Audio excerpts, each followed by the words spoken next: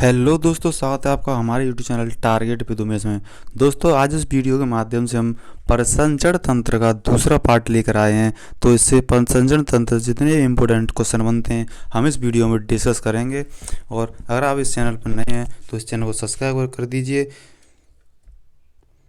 तो हमारा इस वीडियो का पहला क्वेश्चन है कि रक्त में लाल रंग निम्न में से किसके कारण होता है। जो हमारा खून होता है उसका जो लाल रंग होता है वो हीमोग्लोबिन के कारण होता है। यानी इस क्वेश्चन का ऑप्शन नंबर ए हमारा बिल्कुल सही होगा, क्योंकि रक्त का जो लाल रंग होता है वो हीमोग्लोबिन के कारण लाल होता है। तो जैसे कि आप देख रहे होंगे कि रक्त में लाल रंग ऑक्सी हीमोग्लोबिन युक्त रुधिर कणिकाएं उसे बोलते हैं आरबीसी के कारण होता है। तो इस क्वेश्चन से हमको इतनी इंफॉर्मेशन मिलती है। नेक्स्ट क्वेश्चन भी आप देख रहे होंगे कि लाल रक्त कणिकाएं मतलब आरबीसी का रंग होता है किसके कारण होता है, अभी बताया था। तो वो होता है हीमोग्लोबिन के कारण। यानी इस क्वेश्चन का ऑप्शन नंबर डी हमारा बिल्कुल सही होगा। हीमोग्लोबिन के कारण हमारा जो लाल रक्त कणिकाएं होती हैं। इससे संबंधित और भी फैक्ट जान लेते हैं कि लाल रक्त कणिका यानी आरबीसी बोलते हैं इसे शॉर्ट में का रंग इसमें हीमोग्लोबिन नामक एक प्रोटीन के ऑक्सीकरण से संयुक्त होने के कारण होता है। लाल रुधिर कणिकाओं का एरिथ्रोसाइट्स भी कहते हैं। जो लाल रक्त कणिका हैं इनको एंथ्रोसाइट्स भी कहते हैं, जो कि सिर्फ कशेरुकी के रुधिर में होते हैं।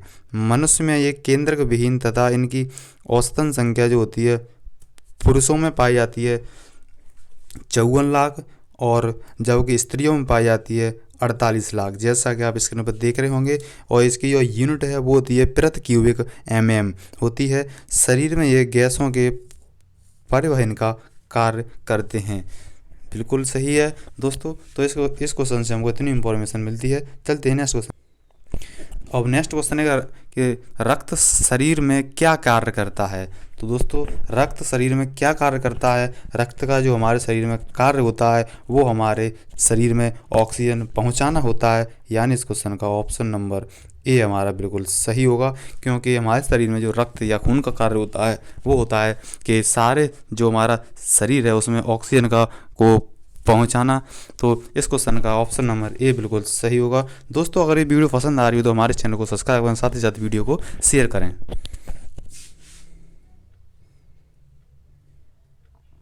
इससे संबंधित और भी फैक्ट जान लेते हैं कि रक्त एक तरल संयोजी ऊतक है जो रक्त वाहिनियों के अंदर विभिन्न अंगों में लगातार बहता रहता है। लाल रक्त कणिकाएं रक्त का एक महत्वपूर्ण घटक है जो फेफड़ों से ऑक्सीजन और हीमोग्लोबिन शरीर के अन्य भागों में ले जाने के लिए जिम्मेदार होता है। दोस्तों, तो इस क्वेश्चन से हमको इतनी इंफॉर्मेशन मिलती है। दोस्तों, अगर आप इसकी पीडीएफ लेना चाहते हैं तो हमारे टेलीग्राम चैनल को ज्वाइन कर लीजिए, जिसकी लिंक आपको वीडियो के डिस्क्रिप्शन में दे दी जाएगी। वहाँ से आप इस लिंक पर क्लिक करके टेलीग्राम चैनल से जुड़ सकते हैं। उस पर हम डेली बेसिस पर अपनी पीडीएफ अपलोड करते हैं। और नेक्स्ट क्वेश्चन है बहुत ही इंपॉर्टेंट क्वेश्चन कि मनुष्य का औसतन रक्तचाप होता है। मनुष्य का औसतन रक्तचाप होता है तो वो होता है 120/80 ये रक्तचाप होता है। तो यानी इस क्वेश्चन का ऑप्शन नंबर डी हमारा बिल्कुल सही होगा। तो इससे संबंधित और भी इम्पोर्टेंट फैक्ट जानते हैं हम। जैसा कि आप देख रहे होंगे कि मनुष्य का औसतन रक्तचाप जो होता है वो 120/80 होता है। धमनियों में यह रक्तदाब को 2 अवस्थाओं में होती हैं। जो पहली जो अवस्था होती है उसे कहते हैं प्रकुंचन दाब, जिसे इंग्लिश में बोलते हैं सिस्टोलिक प्रेशर। और नंबर 2 जो होता है दूसरे को बोलते हैं प्रसारण दाब, डायसिस्टोलिक प्रेशर कहते हैं। जो हमने 120/80 बोलते हैं, जो ये पहला होता है, ये पहला वाला ये होता है सिस्टोलिक प्रेशर यानी प्रकुंचन दाब। और जो 80 होता है इसे बोलते हैं प्रसारण दाब यानी डायस्टोलिक प्रेशर। कुछ भी पूछ सकता है आपको, इसलिए मैंने ये पूरा बता दिया है।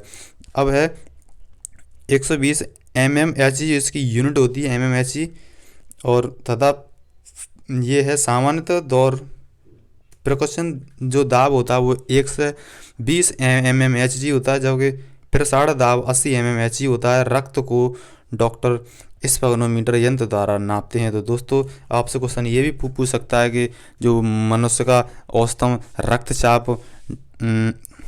सिस्टोलिक दाब कितना होता है, तो आपको केवल अगर सिस्टोलिक दाब पूछे तो होगा केवल 120 और डायस्टोलिक पूछे तो होगा 80 mm। तो इस क्वेश्चन से हमको इतनी इंफॉर्मेशन मिलती है। चलते हैं नेक्स्ट क्वेश्चन पे।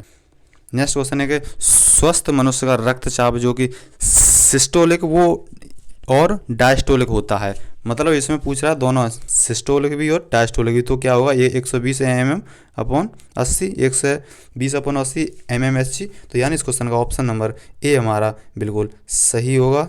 ऑप्शन नंबर ए बिल्कुल सही होगा। और नेक्स्ट क्वेश्चन है कि इनमें से रक्त दाब का मापक यंत्र कौन सा है।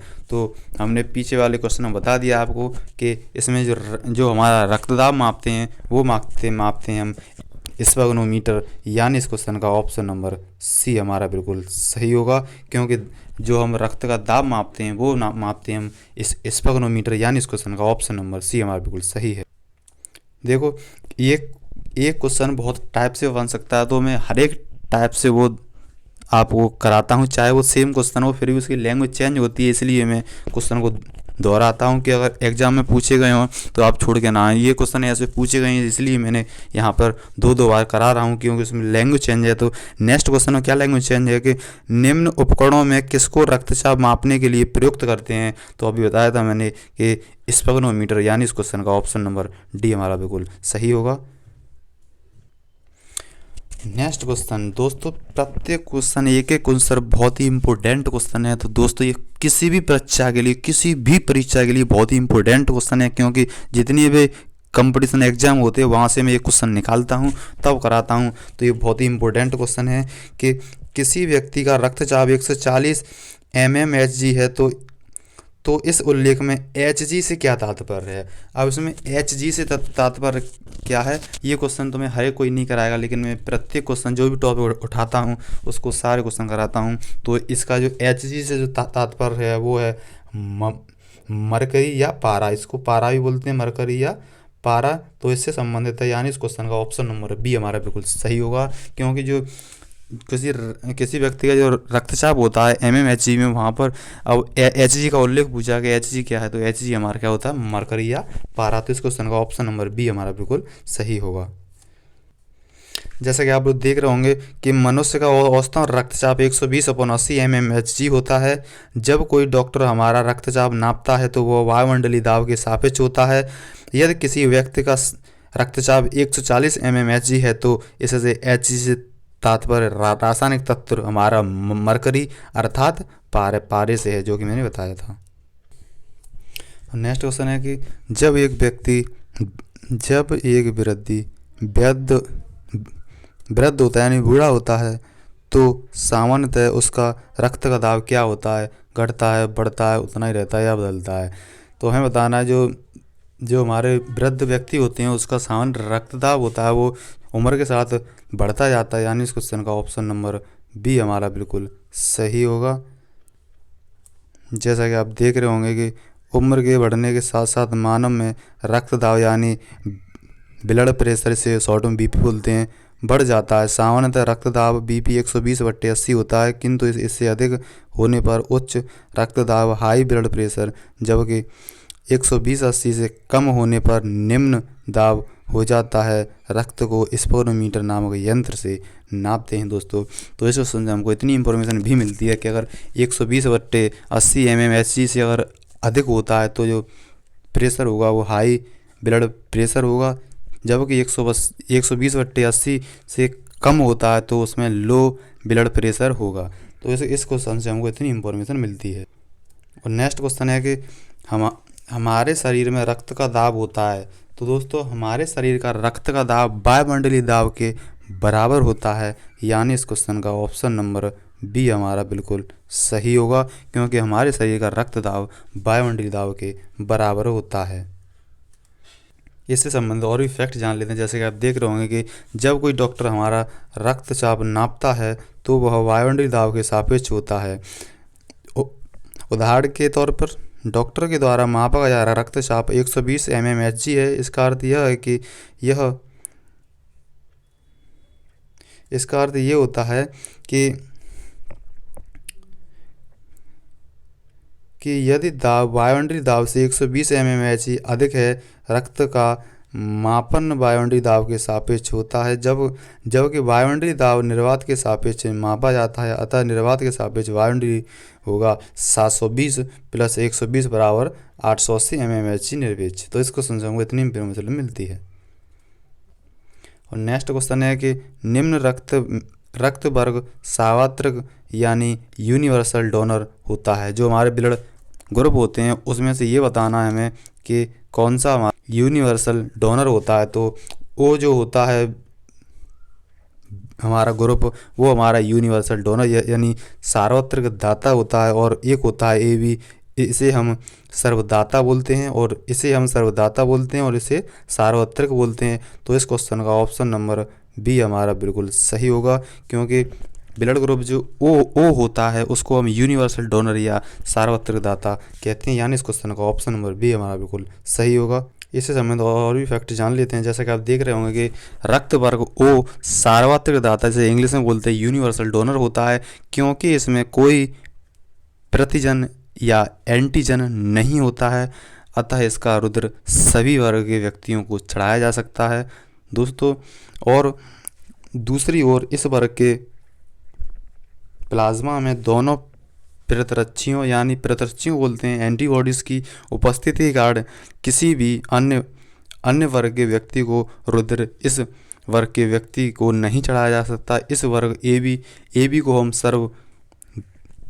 सर्वग्राहक कहते हैं, यानी यूनिवर्सल रेसिपिएंट होता है। तो इस क्वेश्चन से हमें इतनी इंफॉर्मेशन मिलती है कि जो O होता है उसका हम जो O ब्लड ग्रुप होता है उसका हम रक्त किसी भी व्यक्ति को दे सकते हैं या चढ़ा सकते हैं, किसका, O का। और जो AB होता है वो किसी का भी ले सकता है अपने ऊपर, मतलब तो AB जो होता है वो किसी का भी रक्त अपने चढ़ा सकता है अपने शरीर पर।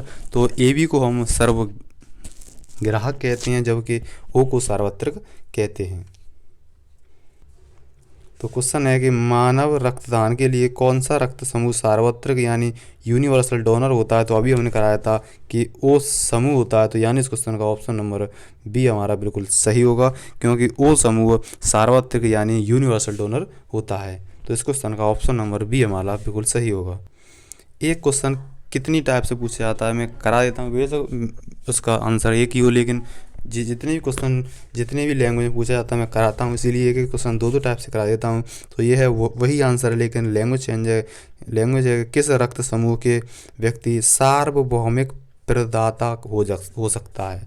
तो सार्वभौमिक आए या सार्वत्रिक आए या डोनर आए, तो वो क्या होगा, आंसर ओ होगा, यानी इस क्वेश्चन का ऑप्शन नंबर ए हमारा बिल्कुल सही होगा। कि तो वो जो होता है रक्त समूह वो सार्वभौमिक प्रदाता होता है। तो इस क्वेश्चन का ऑप्शन नंबर ए हमारा बिल्कुल सही होगा। जैसा कि आप देख रहे हैं कि AB रक्त समूह के लोग सार्वभौमिक प्राप्तकर्ता होते हैं, जिसे यूनिवर्सल रेसिपिएंट और कहते हैं, क्योंकि इसमें एंटीबॉडी A और B दोनों होते हैं। AB में एंटीबॉडी AB दोनों होते हैं तथा एंटीजन पाए जाते हैं। क्या पाए जाते हैं, उसमें एंटीजन पाया जाता है, लेकिन एंटीबॉडी उसमें नहीं पाया जाता। किसमें, AB में एंटीबॉडी नहीं पाया जाता है, एंटीजन पाया जाता है। इसके कारण ग्लूटिनेशन नहीं हो पाता है। अतः AB रक्त वाले व्यक्ति शरीर को किसी भी रक्त वर्ग का दिया जा सकता है। यही हमने अभी पीछे आपको बताया था कि AB को किसी भी रक्त का समूह का रक्त दिया जा सकता है, क्योंकि इसमें एंटीजन AB दोनों उपस्थित होते हैं और एंटीबॉडी उपस्थित नहीं होता। जबकि जो O होता है उसमें एंटीबॉडी होते हैं, उसमें एंटीजन नहीं होते हैं। तो इतना इनमें अंतर होता है। देखो अब नेक्स्ट क्वेश्चन है कि वर्ग AB रक्त वाला व्यक्ति किसी ऐसे व्यक्ति का रक्त ले सकता है जिसका रक्त हो मात्र A, मात्र B, मात्र AB और कोई भी वर्ग। तो दोस्तों हमने आपको बताया था कि जो AB वाला व्यक्ति होता है उसमें एंटीजन पाए जाते हैं, उसमें एंटीबॉडी नहीं पाए जाते हैं। तो AB को किसी भी अन्य व्यक्ति का रक्त दिया जा सकता है। तो यानी इस क्वेश्चन का ऑप्शन नंबर डी कोई भी वर्ग होगा, क्योंकि इसमें कोई भी वर्ग का रक्त दिया जा सकता है, किसमें, AB रक्त वाले व्यक्ति में। तो इस क्वेश्चन का ऑप्शन नंबर डी हमारा बिल्कुल सही होगा।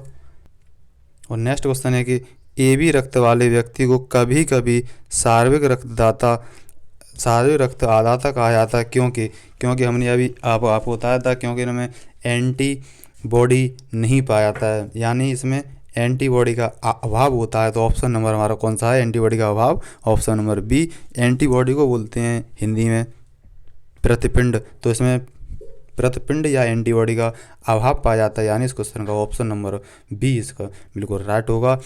तो दोस्तों मैं आपसे यही कहता हूँ कि मैं जो भी टॉपिक लेता हूँ वो पूरा कराता हूँ, तो आप एक एक टॉपिक करते रहिएगा और जितने भी इम्पोर्टेंट क्वेश्चन उस टॉपिक से होते हैं मैं निकाल के लाता हूँ, आपका एक भी क्वेश्चन नहीं छूटेगा। तो दोस्तों आपसे एक ही रिक्वेस्ट है कि हमारे इस चैनल को सब्सक्राइब कर दीजिए, साथ ही साथ बेल आइकन को प्रेस कर दीजिए, जिससे आपको वीडियो नोटिफिकेशन सबसे पहले आपके पास पहुंच सके। और इसकी अगर आपको PDF लेनी है तो हमारे टेलीग्राम को ज्वाइन कर लीजिए, जिसकी लिंक आप वीडियो को डिस्क्रिप्शन दे देंगे, तो वहाँ से जाकर आप ज्वाइन कर सकते हैं। इसी के साथ मिलते हैं नेक्स्ट वीडियो में। जय हिंद, जय भारत।